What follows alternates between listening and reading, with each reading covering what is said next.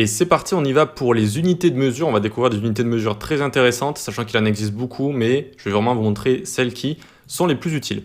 Petit CTRL Z ici, on enlève le lorem, on enlève box 3, box 2, on laisse juste une box. Voilà, tout simplement, on laisse la box ici. Et là, pareil, on va juste laisser notre box, voilà, juste notre box ici.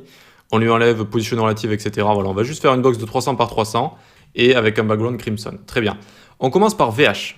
Viewport 8. Je vous l'avais déjà montré parce que ici, à notre body, je lui avais donné 100 VH. C'est une bonne manière parce qu'en fait, de base, le body n'a pas de hauteur. Il a une largeur de 100% du navigateur, mais il n'a pas de hauteur. Et donc 100 VH, c'est 100 Viewport 8. Viewport, c'est notre fenêtre de navigateur, si vous voulez, donc c'est notre navigateur. 100% de la hauteur d'écran du navigateur. Voilà. Du navigateur visible dans lequel on peut mettre notre code, hein, dans lequel notre code se visualise. C'est-à-dire sans, par exemple, ce qu'on a au-dessus là. Vous voyez, ça fait partie du navigateur. Mais du coup, Viewport 8, ça veut dire view. View, c'est seulement la fenêtre visible du navigateur, si on veut. D'accord, celle sur laquelle on peut exercer notre code. Voilà, on peut visualiser plutôt qu'exercer. Donc, VH, c'est Viewport 8. Eh bien, je peux l'utiliser aussi sur la box ici. Hein. Je pourrais très bien lui mettre, par exemple, 20 VH. 20 VH, vous l'aurez compris, ça va faire 20% de la hauteur de notre fenêtre ici. D'accord? Ça veut dire quoi? Ça veut dire que si je réduis, eh oui, ça va se réduire avec. C'est un peu comme un pourcentage en fait. C'est un peu comme un pourcentage, d'accord? Donc on pourrait dire, oui, que ça fait 20% de la hauteur du navigateur. Mais si je mets 20% ici, tac, tac, et que je ne mets pas de hauteur au body, ça ne va pas donner la même chose. Vous voyez que j'ai une hauteur de 0 parce que je vous ai dit que de base, le body n'a pas de hauteur. Voilà. C'est pour ça qu'il y a quand même une différence entre VH et pourcentage. Pourcentage, ça va tout le temps être relatif au parent et à la hauteur du parent. Si votre parent n'a pas de hauteur, il va rien se passer. Alors que si vous n'avez pas de parent si votre parent n'a pas de hauteur ni rien, pas de problème avec VH, sachant que la fenêtre, elle, a une hauteur. Elle a une hauteur. Donc ça, c'est VH, Viewport 8. On a la même chose, vous l'aurez deviné, pour Viewport Width, VW ici. Et c'est exactement pareil. Hop. Hop, alors là oui, je lui ai donné en hauteur, donc ça fait un petit peu bizarre, c'est-à-dire que j'augmente la largeur du navigateur, ça lui augmente sa hauteur. C'est normal, mais ça fait un petit peu bizarre. Donc en général, on va plutôt utiliser, ici on va mettre, on était à 300, c'est ça, 300 sur 300, et donc on va plutôt utiliser voilà, 30 VW sur la largeur, ça va être un petit peu plus logique. Et donc hop, vous voyez que ça va grandir avec la largeur de notre viewport, de notre fenêtre de navigateur ici. Voilà. Donc même combat, exactement pareil. Ça peut être assez utile même si on utilise plus VH que VW. Voilà, on utilise plus quand même VH que VW, mais ça peut être quand même assez utile. C'est une propriété sympathique, notamment pour faire du responsive par exemple. Donc responsive, s'adapter à tous les écrans. Plus votre écran va être petit, plus ça va se réduire. Alors il ne faut pas hésiter à mettre des choses plus grandes hein, parce que sinon ça va trop se réduire et on n'y verra plus grand chose.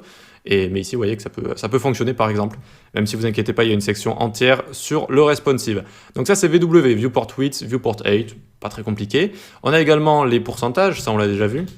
Hop, par exemple 80%, ben là du coup ça va me faire exactement la même chose, ça va se référer au body qui fait 100% de la largeur du navigateur, donc vous l'aurez compris, ça fait tout le temps 80%. On a également auto qui peut être assez sympa.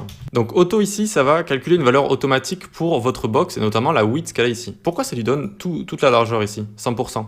Je vous rappelle qu'une div c'est un bloc, hein. Et donc si ici par exemple je lui donne 100 pixels de large, et que je commence à faire clic droit inspecter, on pourrait croire que ça prend que cet espace, mais non, vous le savez, ça prend toute la largeur ici, avec, vous voyez la marge à côté qui est automatique, sur les éléments de type bloc, voilà, ça va de gauche à droite, ça prend toute la largeur. Et du coup, on met auto, le navigateur il comprend, bon, bah, il a envie de prendre toute la place, finalement, que son type bloc prend, et du coup, ça va lui faire prendre comme ça toute la largeur. Alors la valeur auto, elle est assez, je vais pas dire traître, mais elle diffère selon les occasions et selon les éléments, en fait. Donc, elle peut être voilà, différente suivant les fois où vous allez l'utiliser. Par exemple, si notre box ici, je commence à lui mettre une 8 auto, tac, eh bien, ça va lui mettre rien du tout. Parce que là, par contre, vu qu'une div, donc un élément de type bloc, ça n'a pas de hauteur de base. D'accord? Ça a une largeur, mais pas de hauteur. Donc, en fait, ça va être automatique suivant ce qu'on va mettre dedans. Si je mets du contenu, eh bien, ça va prendre la hauteur du contenu. Et hop, vous voyez que ça met la hauteur du contenu ici. Mais pas que le contenu. Ça peut prendre aussi tout ce qui est padding. Et donc, regardez, si je rajoute du padding, notamment 50 pixels en haut et en bas, 0 à gauche et à droite, eh bien, ça va nous augmenter tout ça. Vous voyez que ça agrandit. Et si je mets une bordure, eh bien, c'est exactement la même chose. 50 pixels solide crimson pour rester dans la même couleur. Vous allez voir que ça va rajouter du contenu. hop, ça va être plus grand comme ça, parce qu'on a rajouté des bordures partout en fait. Voilà. Donc vous savez, hein, le modèle de boîte, padding et border, c'est pour ça qu'on utilise box sizing des fois, c'est-à-dire que ça va rajouter, ça peut rajouter du contenu. Donc vous voyez que comment width auto, bon ben en fait ça va juste prendre toute la largeur vu que c'est un élément de type bloc, et height auto, ça va prendre tout le contenu qui est à l'intérieur, mais aussi le padding et les bordures. Voilà. Donc ça diffère un petit peu auto suivant nos éléments et les contextes dans lesquels nous les utilisons. Donc c'est un petit peu, il faut le connaître un peu à l'expérience.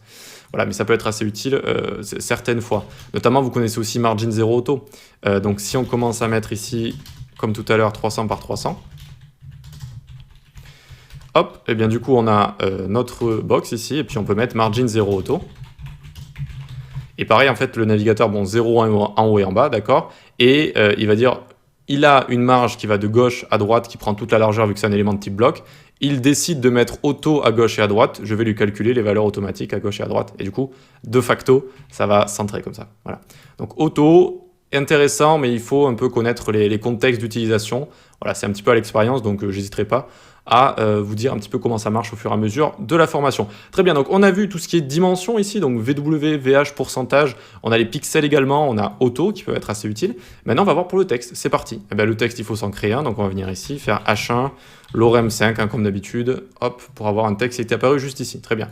Alors notre H1, on va le cibler ici, on va lui mettre une color, hashtag F1, F1, F1, qui est une sorte de blanc cassé. Voilà, on le voit directement ici, nickel, on y va. Première unité de mesure, la plus connue, pixel, unité absolue. Un pixel fera toujours un pixel. Et d'ailleurs, quelle est la définition officielle du pixel? Eh bien, c'est assez compliqué. C'est assez compliqué. Si vous allez la chercher, c'est un petit carré dont les dimensions vont être tout le temps les mêmes, à un bras de distance de l'écran. Enfin, la définition officielle n'est vraiment pas claire, c'est ça que je voulais vous dire. Mais en tout cas, c'est une unité absolue. C'est un peu comme voilà, le système métrique, le centimètre, etc. Et donc, de base, on l'utilise beaucoup.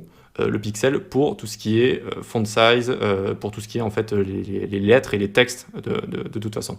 Sachant que le pixel peut changer suivant les qualités, la qualité et les dimensions et la qualité de l'écran sur lequel il est affiché. D'accord ?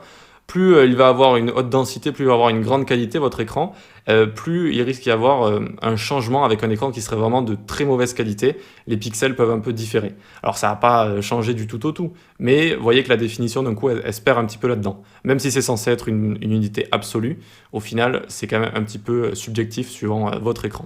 Bon, les trêves de théorie comme ça, donc on a les pixels mais on a aussi REM et EM. Alors, on commence par REM, si je mets 5 REM ici, qu'est-ce qui va se passer ? Hop, on a notre texte qui est assez gros ici, il est assez grand, on voit qu'on imagine donc qu'il est au-dessus de 50 pixels. Et donc en fait ici, REM ça fait 5 x 16. Mais pourquoi diable ça fait 5 x 16? Eh bien de base, sur tous les navigateurs, les sites, ils ont un font size, donc une taille d'écriture de base qui est de 16 pixels. C'est comme ça partout, Mozilla, Chrome, etc. On dit que l'élément root, donc c'est notre élément HTML, hop, notre élément HTML qui est ici, voilà, qui englobe toute la page, il a un font size de 16 pixels. Et REM ici fera tout le temps référence à l'élément root, à l'élément racine, à notre élément HTML. Et donc ici on a fait 5 x 16 tout simplement, d'accord ? 5 x 16, ce qui fait, alors attendez, 80 pixels. C'est jamais bon de faire des calculs quand on est en train de tourner ou devant une caméra, on s'en mêle souvent les pinceaux. Mais bon, ça fait 80 pixels, donc regardez ici, si je fais ces 80 pixels, rien ne va changer en fait. Hop. Tac, c'est exactement la même chose, ok ? Mais alors pourquoi utiliser REM quand il peut être assez utile ? Eh bien, il peut être assez utile dans une technique qu'on verra un petit peu plus tard, qui va être à utiliser un certain pourcentage pour notre élément racine. Et lorsque les personnes, notamment malvoyantes, etc., donc ça va vraiment être pour l'accessibilité encore une fois, mais ça peut être aussi les personnes âgées, etc., souvent il y a une possibilité, une fonctionnalité qui est assez utilisée, notamment par les personnes malvoyantes, sur un navigateur qui est de grossir et de baisser la taille du navigateur, mais pas avec le contrôle comme ça, mais directement dans les fonctionnalités du navigateur, on le verra un petit peu plus en détail, et notamment si on met du REM ici, ça va rendre les choses beaucoup plus accessibles. Alors je ne vais pas vous embrouiller ici dans cette vidéo, mais ça peut être une des utilisations de REM, voilà. Alors il y a REM, il y a pixel, et il y a également EM, donc on y va, hop, EM, rien n'a changé, et donc pour que ça change, je vais vous montrer, il lui faut un parent, div pour un parent, comme d'habitude, tac, tac. Le parent ici, on va lui donner un font size de 5 pixels. Et donc regardez, hop, c'est devenu beaucoup plus petit. EM fait référence au font size du parent ou de l'ancêtre, ou de l'ancêtre, de l'ancêtre, de l'ancêtre, de l'ancêtre. Sinon, il fera référence à l'élément root HTML qui fait 16 pixels. C'est un petit peu comme Absolute qui va chercher un parent positionné, sinon il fera référence au body. Là, ça cherche un parent avec une font size, sinon ça fait référence à l'élément root HTML qui fait 16 pixels. Voilà. Donc là, vous vous êtes rendu compte qu'il a un parent de 5 pixels, ça fait donc 5 x 5, ça fait 25 pixels. Ici, regardez, on y va, 25 pixels, rien va changer. Hop, c'est exactement la même chose. Voilà, voilà. EM est beaucoup moins utilisé, je ne vais pas vous le cacher. Ça peut être utilisé dans des techniques où on va faire du responsive avec des media query.